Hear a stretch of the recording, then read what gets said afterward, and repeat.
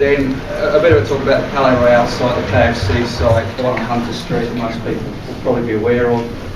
That's going to take up about 80% of the talk. If I get time, and I'll probably check with Sarah, I've got another quite interesting site in Windsor, sort of Pittown's north of Windsor, similar sort of deal. And then just a bit of a talk leading into the forum later today about some of the recent changes to the various guidelines of legislation and how that would have, I guess, the future implications, but also what that might mean for these sites as well. And then obviously the questions. So, in terms of AHMS, just to put a bit of context, for a small company, we do work predominantly, our clients are developers, government, to do various Aboriginal historic heritage projects to get a development through, preferably with some good outcomes on all sides. We've got offices all over, projects in all states, WA and Victoria especially lately. Don't work in South Australia, there's a lot of serial killers down there, so we keep clear of that one. A lot of red wine, unfortunately, as well, but you know. We're on several panels, Ausgrid, we do a lot of punch water up here, defence, etc.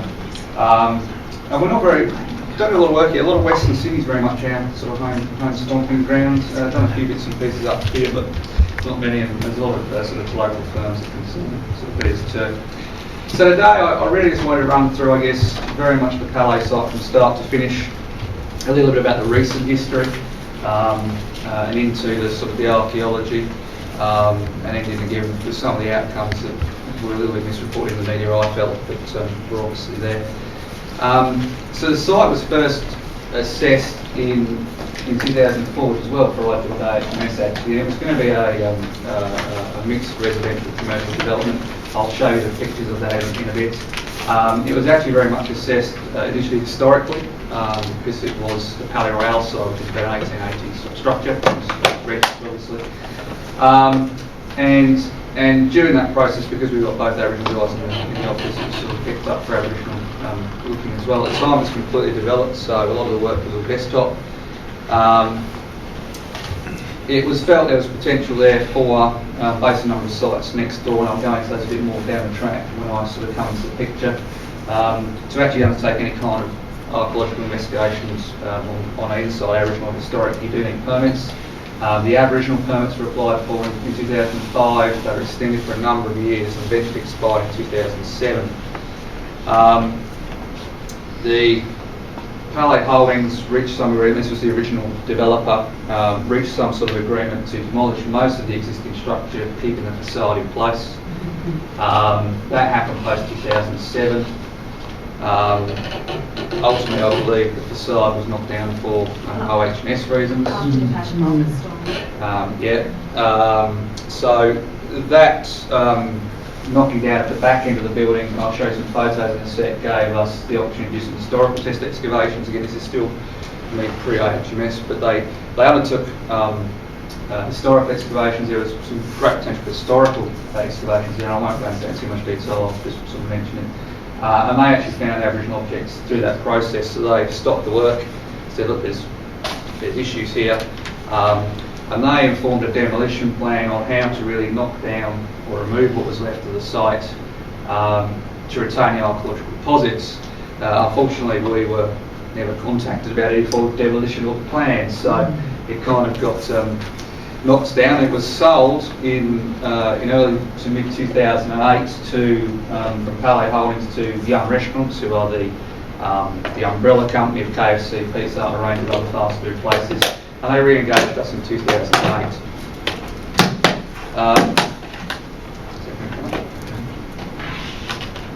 So this is just the original. This was the original building. This is what they were going to try and do to it. 9 stories, basement parking. So I guess the only point of interest is the lower basement parking actually stops at about 2 metres above sea level, and actually our excavations actually started at 2.2 metres above sea level. So theoretically that may have actually not done that much impact, but it's an interesting one. We'll never find out the story. Here's a few of the photos of the demolition, and that top sort of left picture, you see the yellow markings. That's what some of the historical trenches went in 2007. And probably this is the one on the top right. I'll just, if you can keep that in your memory, I think that will come back when we have a discussion towards the end of the talk. that's pretty much what I saw the site like in 2008. And obviously the lower right there is sort of some of the demolition impact to the soil profile and deposits. So left in a bit of a bad way. So I got involved late 2018 when I joined the company, and we developed again, same sort of issue. They wanted to build, and I'll show you the pictures of that in a sec. So we developed an excavation research design to apply for the permits to allow us to go and excavate for the Aboriginal. And the historical guys were doing it in tandem, but it's all right for the Aboriginal. So the research design was very much based on what we knew of the region, and admittedly we know a lot more following this project. Before that, we knew there was Aboriginal stone artefacts, Aboriginal objects in the site next door. We knew they occurred to about 130 centimetres, 1.3 metres below the surface. They were all of late Holocene, last 5,000 years age, none of which, to be honest, is particularly highly significant in a day-to-day.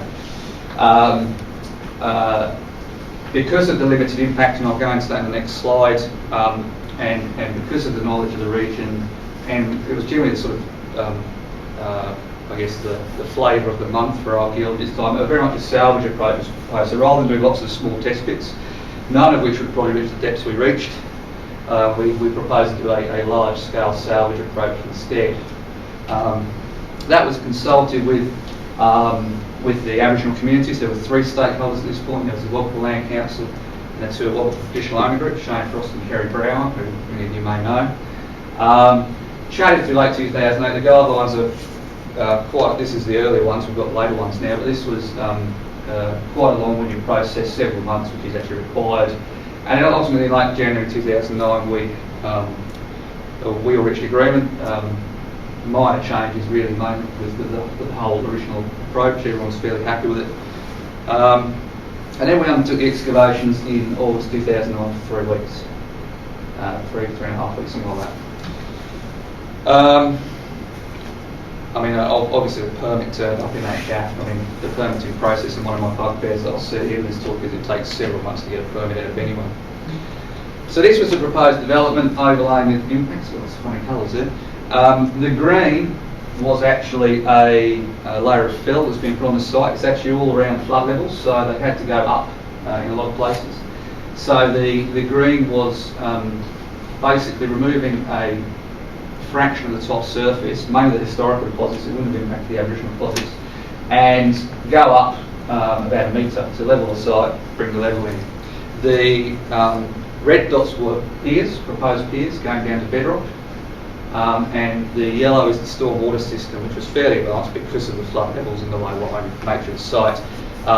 The yellow storm drains to the top of the site are actually all within the fill.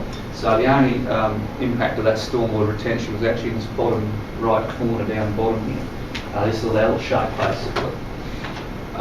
Ultimately, because of what was found, the red piers were removed from the development design, and the retention basin was actually dug by the archaeologists. Everything else on the site went up. They went up about 9 metre. So ultimately, very little of that impact actually happened in the first place.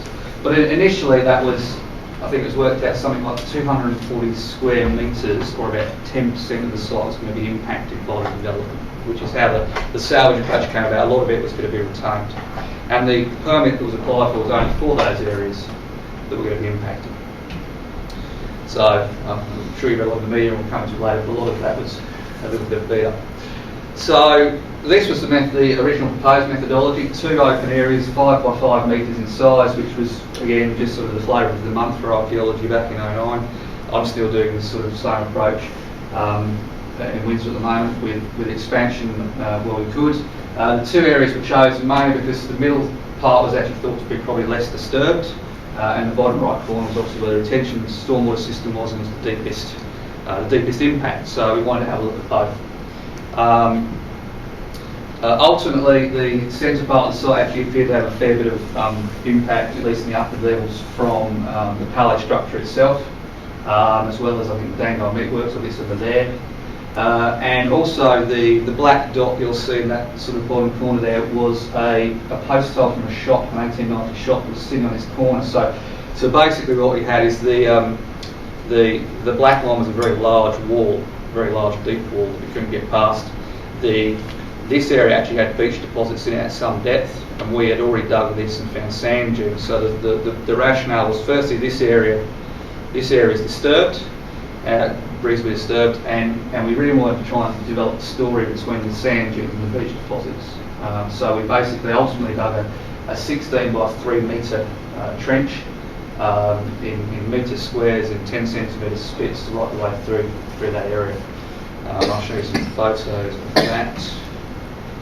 So this is just some of us digging the sites. Top left is how we started. That's sort of the area from basically where you're looking through to that site hut, not far shy is the area ultimately excavated. We had an absolute devil of a time keeping the walls up because it's all just pure sand, there's very little else in it, so it's highly collapsible. Ultimately, we opened a large area up and tried to basically coming off the sides, that bottom left picture. We found we were just having a nightmare with collapse. So in the end, we actually started digging in the way the bottom right is there, basically going sort of north to south rather than opening big areas up. The top is towards the end. We actually put in the deeper deposits, the ones probably of more significance are in the deeper trenches in the base of the main pits. So basically in the centre we put a few pits down to about 100 metres. So the base of the excavations were basically about 2.2 metres above sea level to about 1 metre above sea level, and then we put a few of the pits through the middle down to bounce back to sea level about 0 metres, and we actually had to stop to the water table rather than anything else. It's me standing on top of the pit doing nothing as usual. So this is just some of the more interesting things. So the bottom one is the completed trench. So the walls are pretty uneven because once we've actually gone through and recorded them, they basically collapsed. So you'll see the deep pits in the base of the trench, which are the ones that we got to depth at. And I'll just draw your attention to sort of the very dark, it's almost a coffee rock we call it, which is this sort of area in here, which is of some relevance in the story I'll come to tell you. And probably one of the more exciting features of the site was this sort of dark feature, which we thought was some sort of cooking pit or hearth. And that was found in association with some of the highest artefacts, artefact counts we found in the whole site. So we found 5,500 artefacts, and probably a couple of thousand of those were actually surrounding this feature, which we dated to about 2,000 years ago. So that was a fairly exciting find.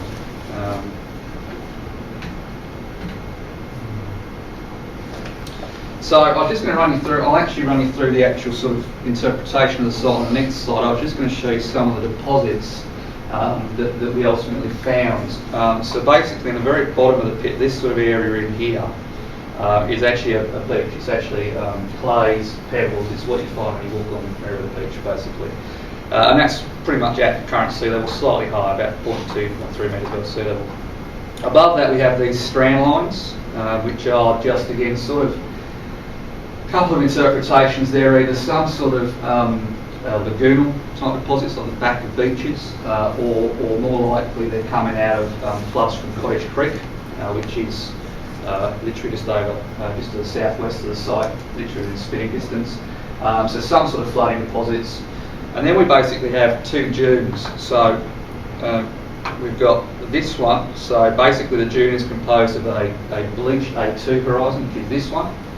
And a bed horizon, sort of the main core dune. So we've got one in here, a very small one. Then you move up, this line here is actually the base of this test pit in here.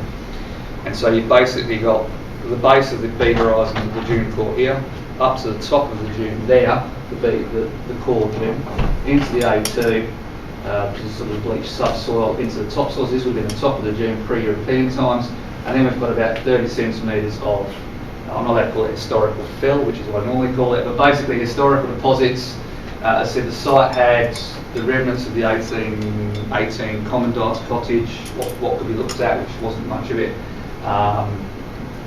Perhaps bits and pieces of the Dangar Meatworks, I think from about the 1850s, and a number of other, also the Palais building from the 1880s into various shops and other bits and pieces in the late 19th century, all of which turns up as various post holes. There's one just in there, and obviously deposits on the surface. So in terms of, this is just a bit of a schematic, but it really explains it quite well. In terms of what we come up with as a story for the site is basically we had an older dune in here, So there's a bit of coffee rock. That's the coffee rock you're seeing. That's the surface in there. We didn't really find a relationship between the coffee rock and the beach deposits, unfortunately. But in effect, what we think we had is we had the coffee rock. It takes quite a long time to form. And it hadn't formed in any of our site, which we know was 5,000–6,000 years old, and I'll go into that in a sec. So the coffee rock's part of an earlier dune system, an older dune system. And then what we think happened is the sea level rose, floods, storm surges. Again, we can't be sure given the height difference, but clearly there was some sort of marine action which deposited a whole heap of beach deposits over the other side of the dune. Within those deposits we have two archaeological assemblies, two lots of artefacts, one of which is much older than the other. So we've argued the older one is probably coming from that dune system and just being washed in with the rest of the beach deposit, beach materials. And I'll work through the dates in a sec. We basically took there's 4 radiocarbon dates and about 6 OSL dates, 6 luminescence dates, optical stimulated luminescence dates, which effectively date the sand, the quartz in the sand. And the beach deposits we reckon came out at about 6,500 years, 6,600 years. So what we think is that the earlier assemblage is coming out of a dune system that's older than 6,500 years basically. On that dune system, on that beach surface, literally, so on the black line, so on this black line we put another assemblage, which the way the site was dug, I have something which is mixed up a little bit with the lower assemblage in places, in others it's not, is on that surface. People are living there, and maybe using what's left of the old dune system as a windbreak, or perhaps using whatever would have been behind it, probably lagoonal systems, maybe some wetlands, like we see currently up Stockton Bight and other bits and pieces. And that's somewhere around 4,000 years, we think. We've then got 2 large dune systems. This is coming in, based on the dates, it's coming in somewhere between 2,000 and 3,500, which is exactly when El Nino intensifies. We do see the country getting very, very dry. People are a lot more mobile, and we do get a lot of remobilisation of sand dunes. And so we've got two dune systems effectively both occurring over that time period. On the surface of each of those we have people living, we have artefacts, quite big numbers of artefacts. The upper surface, the upper sort of in here, which is the top of the dune, which dates to about 2,000, we've got, as I said, the 5,500 artefacts we recovered, about 300,000 on the set up there, maybe a bit more than that. So clearly there was an ongoing use of this site, this area, for the 6,500 years and potentially longer, is what we've said. So the deposits were still going, and so we actually stopped because firstly we hit the level of development impact, and secondly because we hit the water table and we couldn't get any deeper. The water was beating us basically. So some of the highest concentrations in places are actually in the beach deposits, but we just couldn't get any lower. And a lot of this doesn't come out until after you've actually finished the excavation, so you don't actually learn some of these things until you're already sort of sitting in the office going, oh no. Excuse me. The top of the site is obviously truncated by the historical material, so we've only got a 2006.5 record. We don't know what happened after that. In terms of the artefactual assemblage, it was about 95% Nobby's tuff, so the grey sort of stone you see on Merriweather Beach, and obviously around Nobby's Head it was almost 100% that. The upper 2 assemblages, so that sort of upper dune layer, it is, thank you.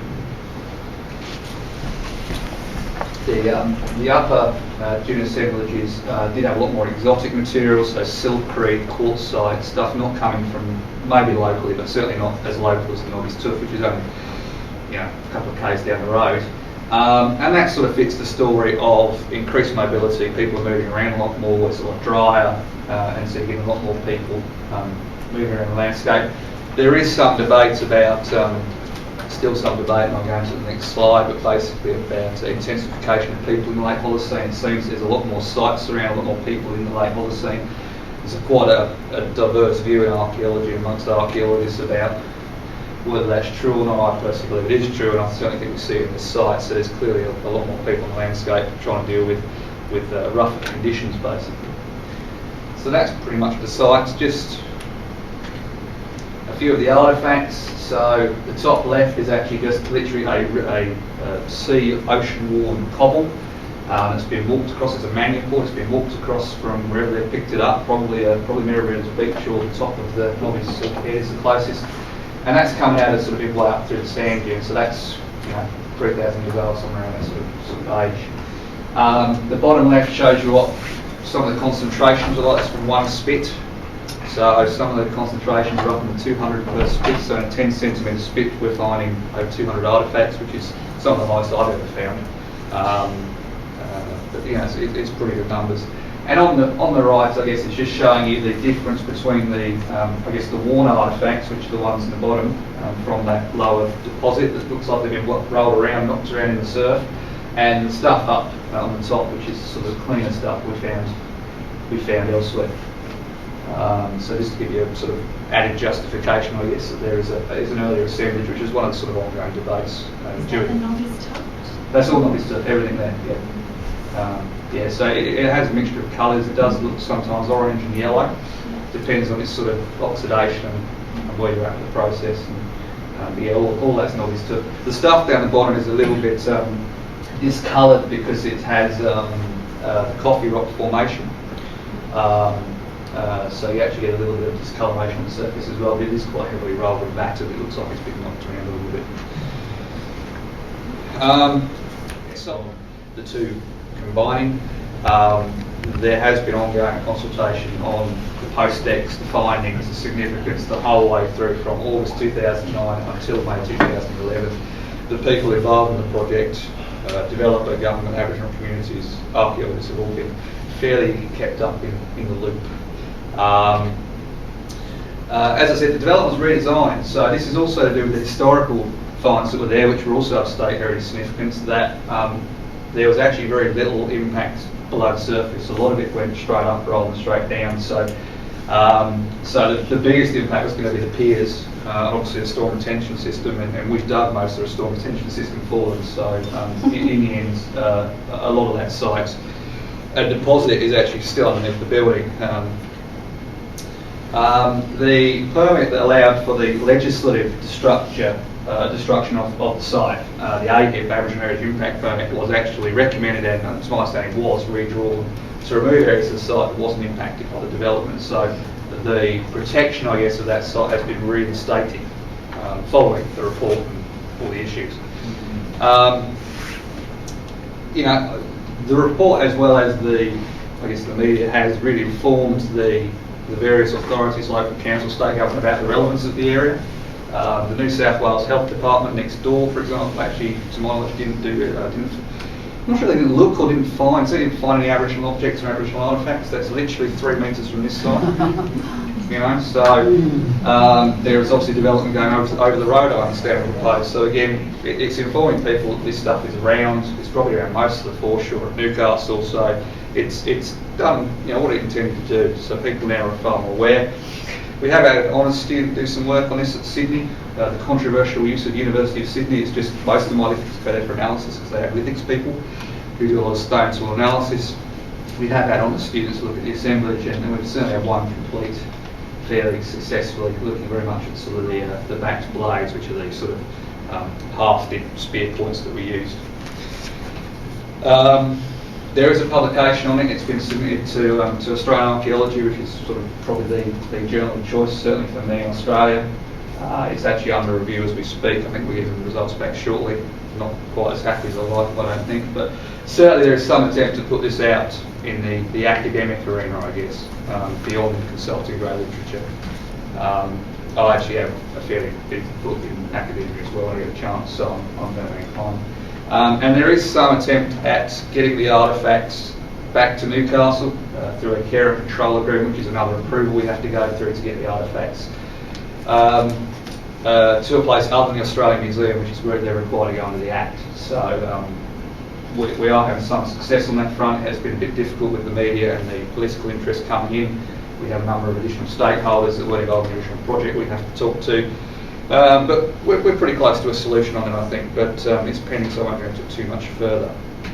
How about time? You're right. Yeah, Am I you're sure? right. Yeah. How much longer do you need? 10 minutes? 10 minutes is fine. That'd be good. So this is just another interesting site, and I think it will come into the discussions moment before and perhaps a bit later. There's a number of quite large residential developments on the banks of the Hawkesbury River, just up around Windsor, north of Windsor, Pitt Town. I'm actually going to be out there for the next 8 weeks, which I'm not looking forward to.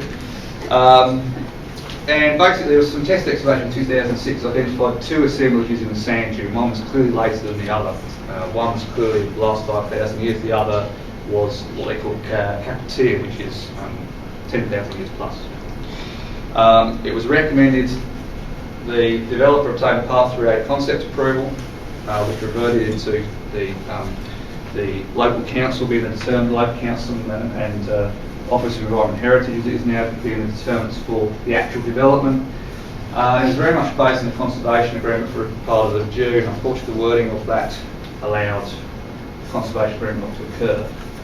And I think that's one of the issues I'd like to raise. Part 3, which is obviously going to go, I'm sure there'll be a replacement for it of some kind, really locked people into what they could and couldn't do when it came to the Part 4 decisions. Part 3A approval said it will be developed, full stop, and everyone else had to work around how that was going to happen. I mean, there's about 7 different precincts up there, and we're working on most of them. I just want to report on the Theory Precinct, which again is another publication I have been submitted.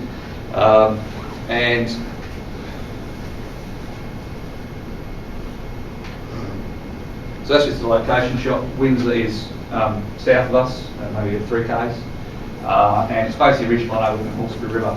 PT12 is the name of the actual site. We've actually just dug a number of test excavations around where it says ridge line on the right there, and a similar finding is occurring. And so this is just some of the excavation. I guess again, team of about 8 archaeologists, a mixture of our archaeologists and Aboriginal people. This one involves some shorings, we've got to about 2 metres.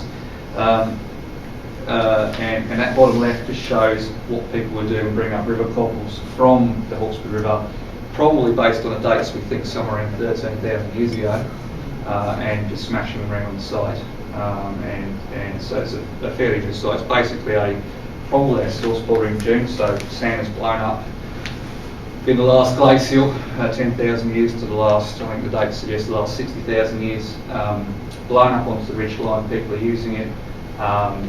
The lower assemblage was dated to somewhere between 12 and 15,000, and using the local resources. The river would have been lower at the time because the sea level would have been lower, so everything sort of starts to rise. So a lot of these gravel beds that no longer are around would have been exposed.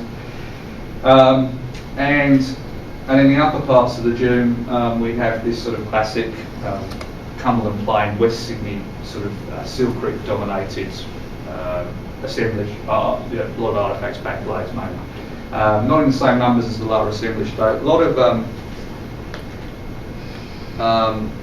of debate, still really struggling to understand archaeologically, a lot of debate about how the lower assemblage ends up where it is.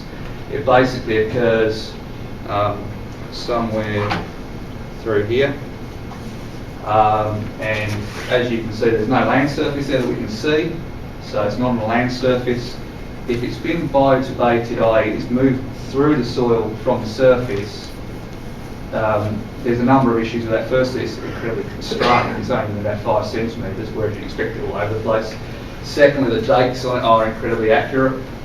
You see the dates there, it basically comes below the 13 date in most cases. It actually matches up incredibly well. There's quite a well-known rock shelter called K2, which actually sits near the Waterline Park, Blue Mountains Park, so just on the other side of the river, which Jim Cohen dug in the 80s. And if you look at the lower, if you put the lower assemblage of that site, this one on the same table, you wouldn't be able to tell the difference. So the ages are the same as well. So there's a lot of interesting things about the sites. And really, I just wanted to sort of talk about something other than Palais for 5 minutes, but as I said, that one is ongoing. This area has now been finished. There's an area around the corner we are moving into, and similar things seem to be occurring, but it's certainly a very fascinating area archaeologically. Is that a salvage approach? Or that's a salvage approach, yeah. That's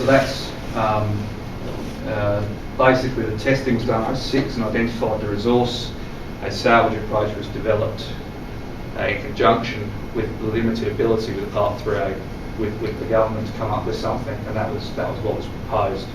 There was actually more areas than that proposed, but they just didn't eventuate, unfortunately. So that was what we've recovered. So we've got about 1,000 artefacts out there, which is reasonably good. And again, we've got a number of other precincts around this one, all of which seem to have the same thing. So ultimately, we'll actually have quite a nice story, I think. But it would have been good. The disappointing thing, I was just talking to them earlier about this, is that this site, we had the permit and we had about 9 months. So we did what we were required to do under the permits and the process for development. But there was actually, this is a gym that goes for another few hundred metres, and we had effectively 9 months grace, plus a permit, plus a government key, and we couldn't get a university interested in actually any kind of additional work effectively. So it was effectively a Pleistocene 10,000 year plus site for free, and we couldn't get anyone to come near it, so a bit of a shame. Anyway, so I guess there has been a number of legislative and guideline changes on how Aboriginal heritage is done recently. I just wanted to really bring those up a little bit, and if I can. But basically, the recent stuff all came in mid last year. They sort of seem to have basically joined the due diligence process with Queensland and bolted it onto the Victorian assessment process and come up with their own bizarre monster, Frankenstein. And there's two key pieces of guidelines. So the legislation actually hasn't changed too badly. The fines have gone up, which I think is needed certainly. So it's now sort of a couple of $100,000 if you breach the National Forest Wildlife Act, which is I think fairly good. But all the guidelines associated with it work just don't work. And the new process is there's now a due diligence set of guidelines. So you're allowed to do a due diligence process. We've always done one informally, to be honest. A lot of people come to us and say, look, we're thinking about doing this. Can you give us an idea of the issues? Now it's actually a formal process. It is self-regulated. You don't need a heritage professional. You don't need an Aboriginal person. You don't have to do any kind of Aboriginal consultation. And we actually worked out the other day, it's actually more risk for a developer to engage an archaeologist than not to. Because if you actually follow the process yourself and you're protected under the Act by doing that, you actually are likely to find a lot less than if an archaeologist does it. And I mean, my key bugbear is the low impacts. Low impacts basically can be defined as an urban environment, an agricultural environment, pretty much anything really. So most of the Sydney Basin theoretically is out based on that. And if you think about the Palais, and I'll just take you back to that first couple of photos of that wrecked site. If you were doing your own due diligence and you said, is this area disturbed? What would your conclusions have been? No further action. There you go, there's your development, there's your defence. And Cleary, less cut and dry, but yeah, similar dry and criminal for that. So it's heavily agriculturally, a lot of orcharding, a lot of agricultural works, pretty heavily screwed around with on the surface as well. So I think there needs to be a due diligence process. Don't get me wrong. I think the length of Aboriginal heritage is quite unbelievable in many cases. I sort of turn around to my clients when they come to me and say, look, if you've got worst case scenario, you're there for 12 months plus, full stop, because there's no way to speed it up. There is a need for some of the due diligence. I think this has gone a bit too far. And I mean, I think the low impacts really have come out of the Victorian definitions, and there doesn't need to be a definition of what an impact and disturb land especially is. But I think they're a little bit too open to suggestion at the moment. If, by some strange chance, you manage to get past the due diligence phase and get into a proper assessment of an area, there is now an Archaeological Code of Practice. That practice allows you to do test excavations without a permit, which is something we haven't had previously, which again comes a little bit from the Victorian approach. You're only allowed to excavate a small percentage of the site in 50 by 50 centimetre test pits. I don't think I'd have got down to 2 metres on the Palais site if I was allowed to do 50 by 50 centimetre test pits. In fact, I probably wouldn't have actually hit the second layer of assemblage. So, you know, there is options to do sort of contiguous stuff. You can go out to a couple of metres by a couple of metres, but still, it goes, in my view, as an archaeologist, a bit too far. I'd prefer to see something like there's two real sort of criteria. One is you're only allowed to test excavate 1% of your activity area, and then it goes into a whole heap of pages of how to dig by numbers. I think if they stopped at the 1%, would have been a better off, really. The next one is to do with salvage excavation. We've always, to an extent, needed to I guess, justify a need to do further work, need to salvage, need to conserve an area. It just seems now that the regulators are very much stepping away. It's very much the archaeologist's role, the archaeologist being employed by the developer, to really come up with a justification for further work. I think there's a bit of an imbalance there. And I guess with this new process, it's far more about cultural heritage, and archaeology is really now an appendix of the assessment. It really is the add-on bit at the end. It's about consulting with the communities, and I'll come into why that might be pulling down the track. And as an archaeologist, I was taken to offence of going to the back of the report, but I think it was reasonably balanced previously. It now seems to be the pendulum's completely swung.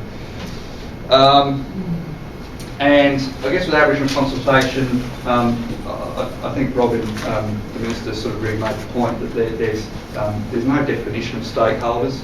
Currently we have in the Hunter Valley case of there's 37 Aboriginal stakeholders. I'm required to talk to every single one of them, and I'm supposed to get an agreement on whatever I do with the 37 stakeholders. Bear in mind the 37 stakeholders don't like the other 37 stakeholders.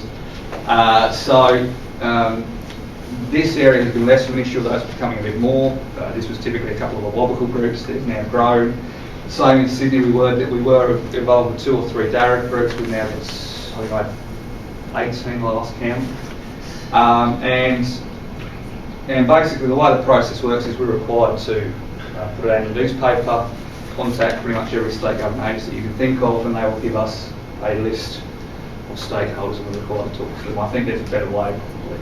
I think the Victorian approach is probably a better way, but they've actually done their own sort of, mini-native title process and worked out who the stakeholders are and they're deciding for the consequences. But, and I guess the other issue is the length of time. We've sort of got a due diligence process now that's meant to streamline development, and yet we've got an assessment process with consultation that means I can't get a report done in 4 months on a good day, because I've got that level of consultation processing time. And then on top of that, you have to add 2 months plus permit processing time. So it sort of seems strange. We've got processes that try and speed up the process, but other bits and pieces that try and slow it down. So, I don't know. No one answer. And that's pretty much it. Thanks.